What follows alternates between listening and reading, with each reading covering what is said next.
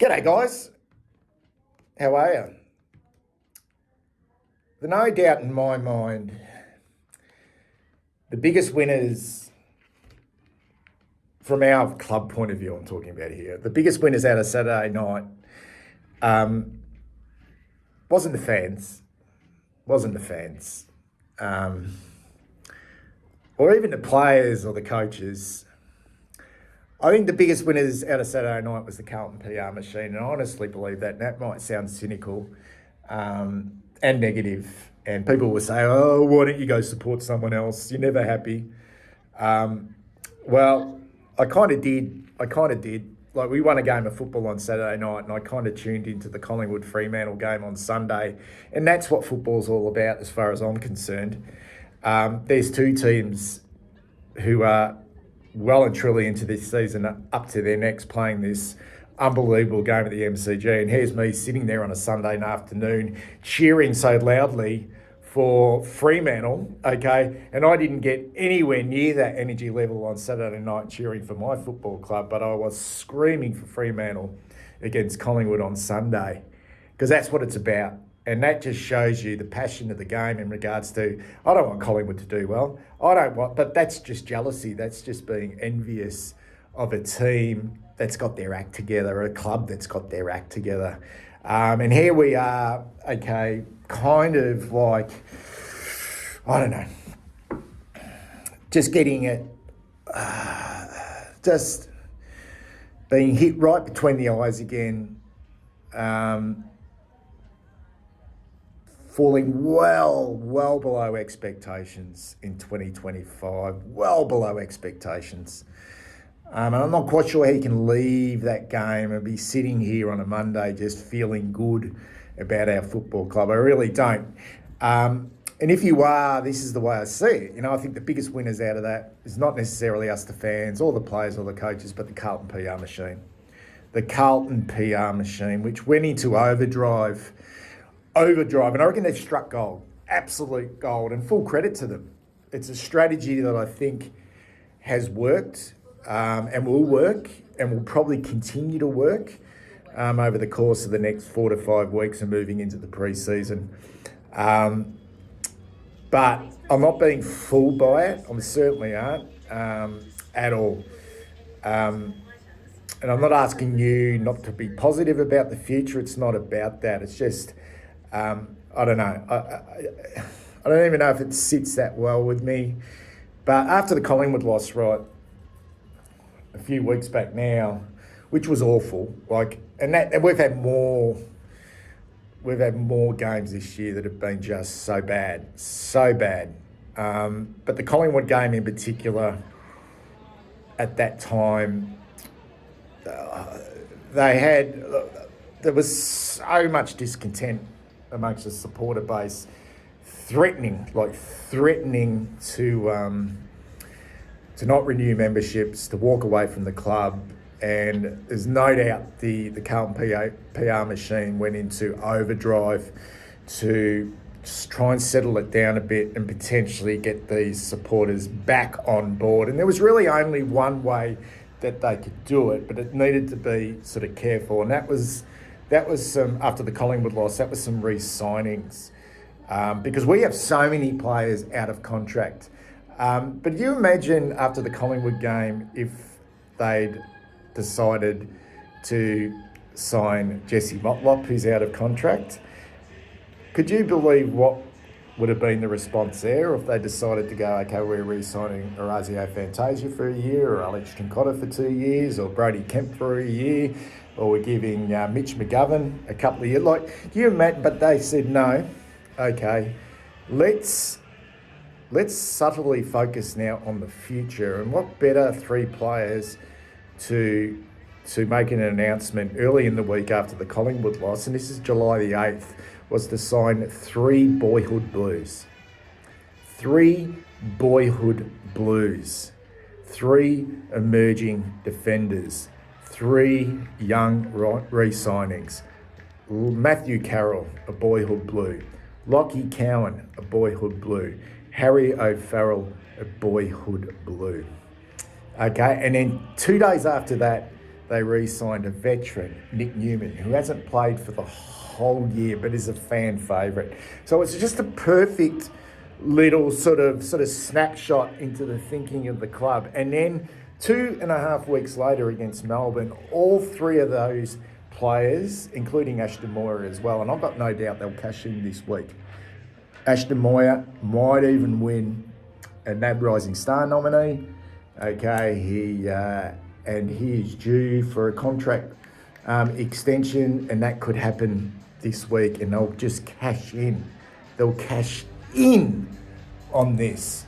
And it's been constant. It's been constant, all right, with a focus on these young players, okay, for the rest of the year. And you really, when you think about it, it shouldn't be this way. Like, sure, you always need to be focusing on your future, all right? You've got to be. But there has been a shift in regards to the messaging around, our Jacob Wiedering before the game. He spoke about, putting more time and effort into the youngsters. Even Voss after the game spoke about, in this game, it was the young players who stepped up and had really good performances.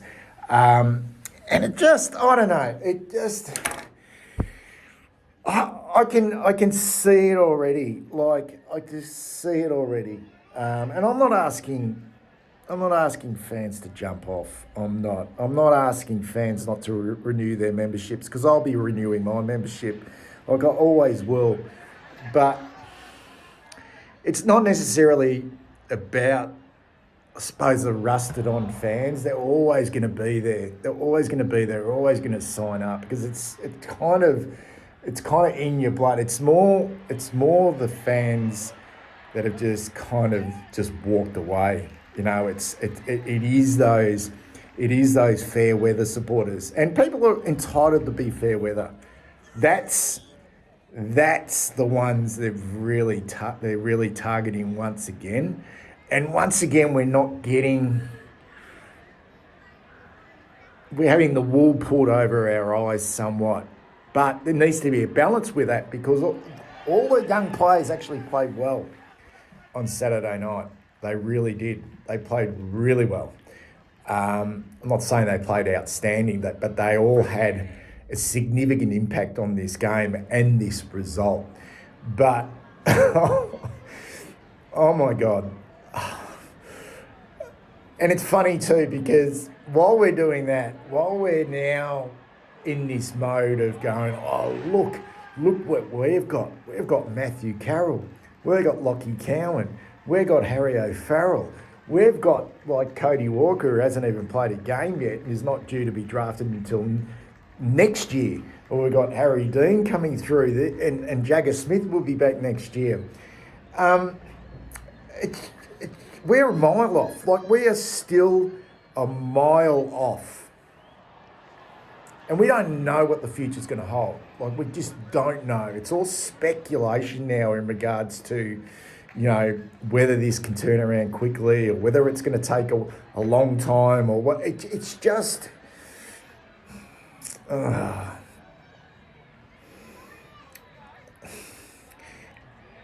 it's just once again a situation where we've failed.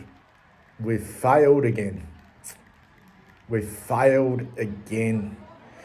And we have to now wait.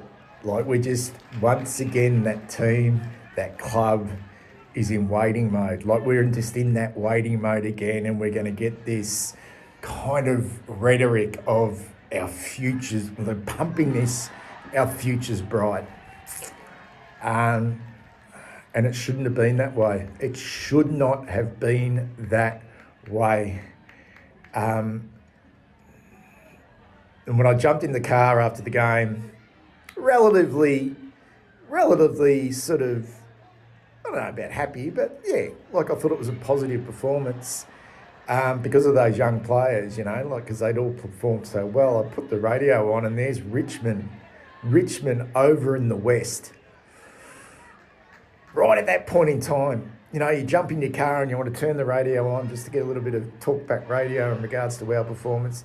Put the radio on, there's the game. Richmond and West Coast, it's still going on in the west. And there's Richmond, 50-odd points up And I know West Coast Eagles are a basket case, but to go on the road, and they're a really young side with a hell of a lot more young talent than we've got. And I talk of a hell of a lot more young talent than what we've got. But they had their success. Like, they won 3 flags in 4 years not that long ago. And here we are now, kind of, I'm hearing it off the back of that one game. I'm hearing the kind of drinking the Kool-Aid of, like, look at these young players that we've got coming through. And this is not to have a go at the younger players. It's not. Because I can kind of see the potential in them. I can. But it hits home. Like, we're just amongst a group of clubs. Like, we're amongst this group of clubs that are just in the middle pack. We've got a few good kids coming through. So many question marks on so many players that I still think are not good enough at the level. But we're going to pump this narrative of having all these super young players coming through at the one time, which is not necessarily the case, I don't think. And there's a long way to go. And that's going to even start this week against Hawthorn. So let's see where all these young players can repeat what they did against Melbourne and get us across the line against Hawthorn on Thursday night. Let's see it. Okay, let's see it. Let's just have a quick look at the players. I'm going to just run through the players, guys, because I thought it was a really good win. I actually thought it was a good win because of the fact that Melbourne probably had a bit more of an experienced team. God, they were frustrating, though, if you're a Melbourne supporter, watching the way they delivered the ball inside forward 50. If you thought we had problems, they got as much problems as that we had. Thought Cripps' last quarter was significant. Chera, he was okay. Not really. Him and Hewitt, I think their form have tapered somewhat. I still think their midfield is a real concern. Looking forward to seeing what Jagger Smith can offer that midfield next year, but it definitely needs an overhaul through the middle of the ground. Doherty, nice to see him kick that goal late, but yeah, I think his time in the game's come to an end. Same with Adam Saad. I think there's big question marks on his ability to defend. A couple of moments where he took the game on, but his form has been really poor for the best part of 2 years now. Zach Williams played a lot of midfield time. He's another player that's, it just hasn't really performed consistently across the course of his time at Carlton. Cooper Lord is a solid young player. Solid. That's all I can see at the moment. But I think, he's got some upside moving forward. Love Lockie Cowan's game. Really did. Thought he was really brave in the air. I saw a lot of confidence in his game as well.